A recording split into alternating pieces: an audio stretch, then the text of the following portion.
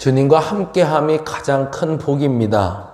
그 복을 놓치지 않게 하여 주옵소서.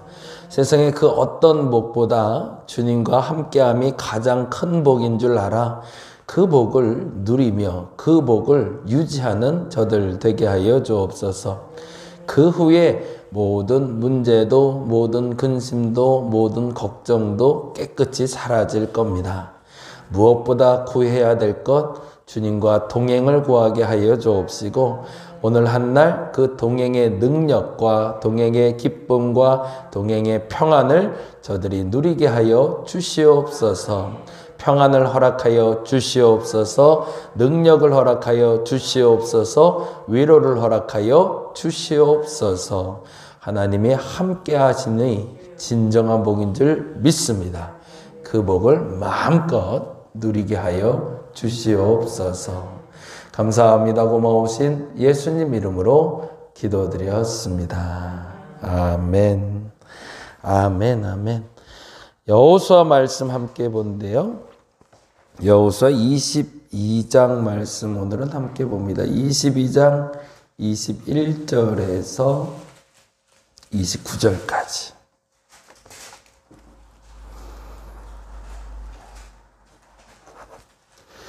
여호수아 22장 21절에서 29절까지 같이 볼까요?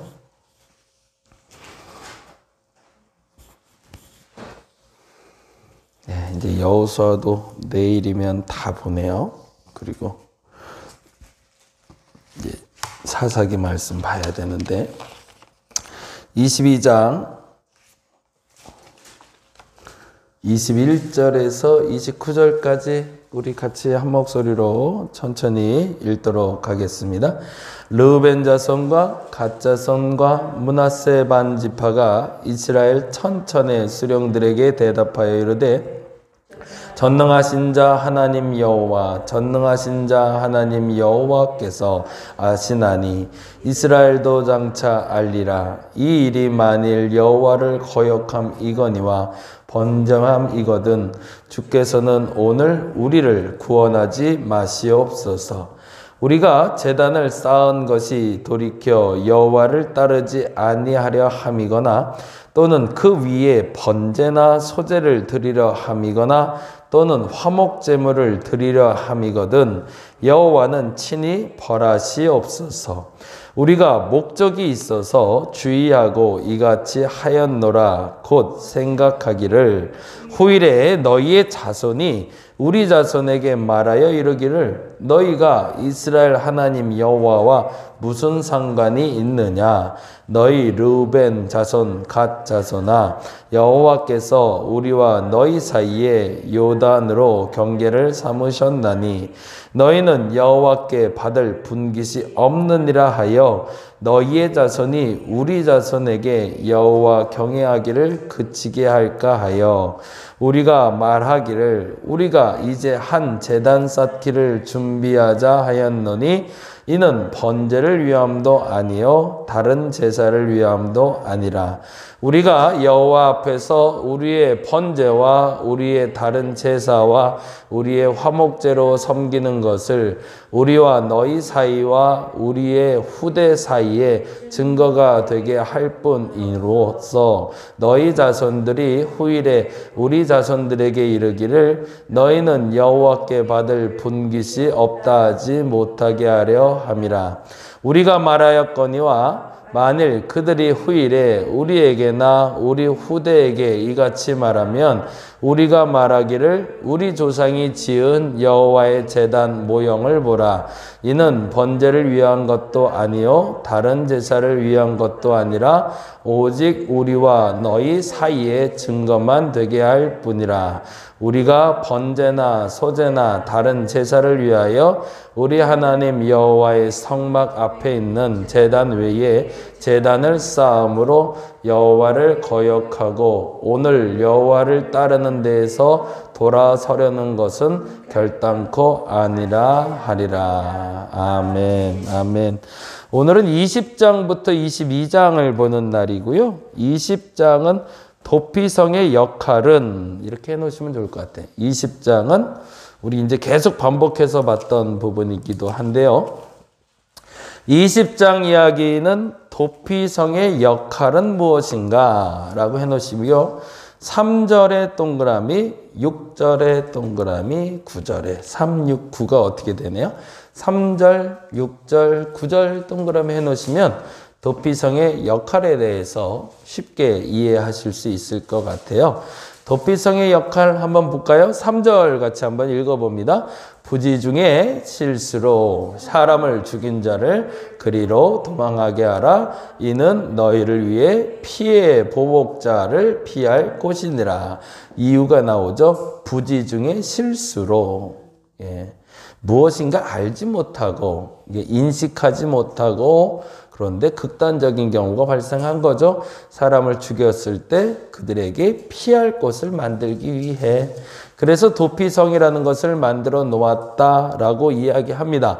그런데 단지 그러면 모든 사람의 도피처로만 만드는 것이 목적이라면 사실은 도피성은 그 의미를 희석시키는 겁니다. 그렇죠? 도망자들이 모일 수 있는 공간이 되잖아요. 그렇죠? 그거는 범죄자들의 소굴이 될 수 있는 우려가 되잖아요. 근데 그것이 주 목적은 아니고요. 동기는 그러한 경우에라는 거에 동기가 되지만 6절, 9절이 중요합니다. 6절 말씀 볼까요? 6절. 그 살인자는 회중 앞에 서서 재판을 받기까지 거기다가 줄을 쳐놓으세요. 재판을 받기까지. 그리고 또는 이라고 나옵니다. 또는 그 다음에 뭐라고 했죠? 그 당시 대제사장이 죽기까지 거기에 죽기까지의 줄을 좀 쳐놓으세요. 두 가지의 경우에 따라서 판단의 기준을 만들어 주리라 라는 거예요. 그건 뭘까요? 다른 말로 하면 공정한 재판을 위해서 도피처를 만들었다가 목적이죠. 범죄자들이 도망갈 곳을 만들어 주었다가 아니라 범죄자들이 피할 곳을 만들었다가 아니라 범죄자라 할지라도 공정하게 재판받을 권리를 주기 위함이다가 목적입니다. 다시요. 범죄자들이 피할 곳을 만들어 주었다가 아니라 범죄자들이 공정하게 재판받을 것을 만들기 위해서. 그런데 또는이 들어간 이유는 뭘까요? 또는 대제사장이 죽기까지라고 되어 있어요. 그거는 하나님이 인간의 판단이 얼마나 어리석은지 아시기 때문에 그렇습니다. 아무리 찾아봐도 부지간에 살인을 했는데 그 원인과 결과를 밝혀내지 못할 때라는 게 전제가 됩니다. 이런저런 상황을 보니 저 사람이 사람을 죽일 만한 상황이었어요. 우리도 그런 거 공감할 때 있지 않나요? 사람을 죽였는데 야 저건 죽일만 하다라고. 이번에 정인이 사건 같은 경우 그렇죠? 어린아이 하나를 그렇게 학대해서 죽게 만든 그 부모를 보면 야 저걸 어떻게 살려도 라는 마음이 불쑥불쑥 드는 거 보면 어찌 보면 그런 경우들도 왕왕 있습니다. 근데 아무리 생각해도 그 답을 못 찾겠는 사람들이 있는 거죠. 분명 부지간에 죽이긴 했는데 근데 그 원인과 결과를 규명해내지 못할 땐 시간을 허락하라는 겁니다. 근데 그 시간의 전제는 그때 당시에 대제사장의 생존까지. 그러면 그 대제사장의 생존이 끝나고 사후가 되면 새로운 법으로 다시 만들어줘야 된다는 거죠. 그래서 그에게 기회를 다시금 주어야 된다라고 이야기하고 있습니다. 교회도 마찬가지입니다. 우리는 그런 얘기들 많이 하죠. 교회는 누구나 올 수 있다. 맞습니다. 누구든지 올 수 있습니다. 뭐 쉽게는 장애인들부터 시작해서 병든 사람들, 부족한 사람들, 도적자들도 올 수 있습니다. 근데 중요한 건 누구나 받는 게 목적이 아닌 거죠. 그들이 하나님의 심판대 앞에 공정하게 세우는 게 목적인 거죠. 그건 뭐예요? 결국엔 그 사람들이 교회에 와서 하나님 앞에 바른 사람으로 바뀌어야 되는 것이 목적이지 사실은 누구든지 오라가 목적은 아니다라는 겁니다.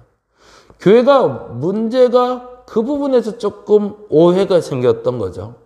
약한 사람도 강한 사람도 부족한 사람도 가난한 사람도 누구나 오라. 근데 누구나 왔는데 그들은 변화하지 않은 상태에서 리더가 되다 보니 교회가 병들게 된 거죠. 그들에게 리더의 권한을 주기 이전에 먼저 해야 될 일이 있었는데 하나님의 심판대 앞에 서 있음을 인정하게 만드는 것. 그렇지 않았기에 한국교회가 병드는 동기가 됐고 계기가 되었던 거죠. 우리도 함께 전제를 가져야 됩니다. 교회는 누구나 올 수 있습니다. 하나님의 백성은 누구나 될 수 있습니다. 근데 전제는 그들이 하나님의 심판대 위에 있다는 걸 인정할 때 그들은 우리의 공동체의 일원이 될 수 있다라는 거죠. 그래서 9절에는 마무리로 다시 한번 반복하는 게 그 3절과 6절에 대한 정리예요. 그래서 9절에 이렇게 됩니다. 이는 곧 이스라엘 모든 자손과 또 뭐라고 되어 있죠? 그들 중에 거류하는 거류민을 위하여라고 되어 있어요. 그건 뭐죠? 누구든지죠. 누구든지. 이스라엘 사람만이 아니라 이방인이라도 인종차별하지 말라는 얘기입니다. 사람들 차별하지 말라는 겁니다. 누구든지 실수할 수 있다. 그런데 그것은 이스라엘뿐만 아니라 거류민들도 포함된다라고 얘기하죠. 그리고 이렇게 얘기합니다. 누구든지 부지 중에 살인한 자가 그리로 도망하여 그가 회중 앞에 설 때까지, 회중 앞에 설 때까지가 공정한 재판을 받기까지라는 뜻이 되겠죠. 피해 보복자의 손에 죽지 아니하게 하기 위함이다 라고 해서 도피성에 대한 다시 한 번의 정리를 하고 있습니다. 이 도피성 부분만 잘 정리를 해도 교회의 역할과 교회에 속한 사람들의 위치를 우리가 다시금 점검해 볼 수 있을 것 같아요. 그래서 스스로가 나는 지금 어떤 위치에 있는가를 인정해 보시기 바랍니다. 남의 얘기처럼 들리지만 사실은 내 얘기를 하고 있는 거거든요. 하나님이 나도 교회에 오게 해주셨어요. 저 같은 사람도 목사 삼아 주셨어요. 그것은 내가 잘나서가 아니고 나로 하나님의 심판대 앞에 있음을 알게 하기 위함이었다라고 정리해 보시면 좋을 것 같습니다. 21장은 땅 분배의 의미는 이렇게 해놓으시면 좋을 것 같아요. 땅 분배의 의미는 21장은 레위 지파의 땅 분배 사건이 나오고 있습니다. 그런데 21장 1절부터 장황하게 이제는 쭉 게르손, 무라리 그리고 그앗 족속에게 각 땅을 쭉 나눠주는 이야기가 나오는데 사실은 이 부분이 참 재밌는 게 모든 지파에게 땅의 분배가 마친 후에 레위 지파의 땅 분배가 이루어졌다는 거예요. 그건 뭐죠? 레위 지파가 좋은 땅을 먼저 선점하지 못하게 하려고 하는 거죠. 우리는 기득권인 거죠. 거룩한 사람들이니까 거룩한 땅, 좀 더 좋은 땅 가져야 된다는 욕심 낼까 봐 하나님은 그들에게 기회를 먼저 주지 아니하고 그들에게 기회를 줄 수 있는 것이 그 분배받은 지파의 대표들이 줄 수 있도록 만들어줍니다. 이건 참 중요한 의미가 있는 거죠. 그리고 나서 각 레위 자손들의 각 족속에게 분배가 이루어진 다음에 땅 분배의 의미를 43절, 44절, 45절에 설명하고 있어요. 거기다가 동그라미 해놓고 나중에 보시면 좋겠어요. 43절, 44절, 45절. 자, 한번 읽어봅니다. 여호와께서 이스라엘 조상들에게 맹세하여 주리라 하신 온 땅을 이같이 이스라엘에게 다 주셨으므로 그들이 그것을 차지하여 거기에 거주하였으니 이게 지금 현재 결과죠. 우리가 거주하게 된 이유는 뭘까? 이 땅의 분배 목적은 뭘까? 첫 번째 44절 여호와께서 그들의 주위에 안식을 주셨을 때 거기다가 줄을 쳐놓을게요. 그들의 주위에 안식을 주시기 위해서. 이스라엘 백성들이 땅 분배를 가진 이유는 그 땅의 소유권과 권한을 누리라가 아니라 나로 말미암아 무슨 일이 벌어져야 된다는 거죠. 내 주변에 평화가 찾아오게 하기 위해서. 내가 그 직장에 취직한 이유도, 내가 그 교회를 가는 이유도, 내가 그 사람을 만나는 이유도 있습니다. 분쟁이 목적이 아니라 평화가 목적이라는 거죠. 그리스도인을 삼은 이유시는 그리고 그리스도인들이 각 세상에서 속한 공간이 있는 이유는 그곳에서 평화를 끼치는 사람이 되게 하기 위함이라는 겁니다. 그리고 나서 또 한번 읽어봅니다. 45절 말씀인데 읽어볼게요. 여호와께서 이스라엘 족속에게 말씀하신 선한 말씀이 하나도 남음이 없이 다 응하였더라. 거기다 줄쳐놓게 응하였더라. 첫 번째는 나로 말미암아 평안을 끼치기 위해서 하나님이 나로 세상에 파송하신 거고요. 두 번째는 그건 하나님의 약속의 성취이기 때문입니다. 그건 내가 잘나서 나만 가면 사람들이 행복해지는 게 아니라 그것이 하나님의 약속이기 때문에. 그래서 하나님은 우리를 세상에 파송하셨다라고 이야기할 수 있어야 되죠.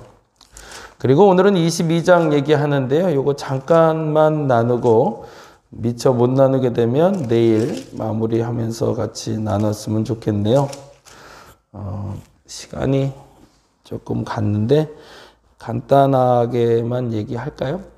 22장 얘기를 내일 같이 하죠. 내일 같이 하고 그리고 24장까지 해서 여호수아를 오늘은 마무리하도록 하겠습니다. 22장의 제목만 좀 적어 놓을게요.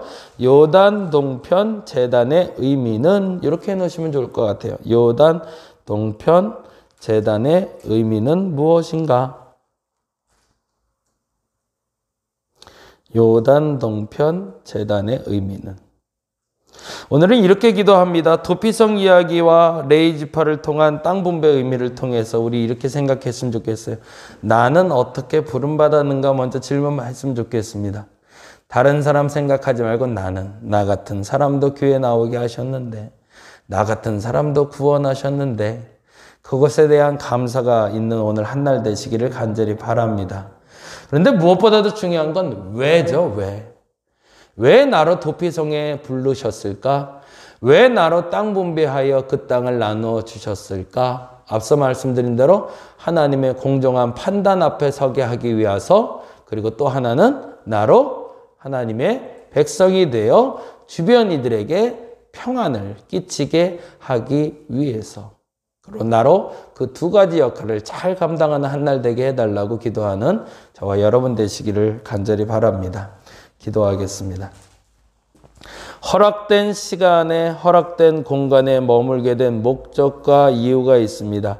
도피성에 머무는 시간 동안 그들은 묵상해야 합니다. 그들의 죄가 지금 피해졌다에 대한 묵상이 아니라 내가 이곳에 머무는 동안 하나님의 공정한 심판을 받을 것이라는 기대를 가져야 됩니다. 그리고 분명한 확신을 가져야 됩니다. 무엇보다도 내가 하나님께 부름받은 목적은 전쟁과 논쟁을 위해서가 아니라 평안을 위해서임을 알게 하여 주옵소서. 그래서 그 일을 행할 수 있는 저들 되게 하여 주시옵소서. 감사합니다. 고마우신 예수님 이름으로 기도드렸습니다. 다 같이 기도하고 돌아갑니다.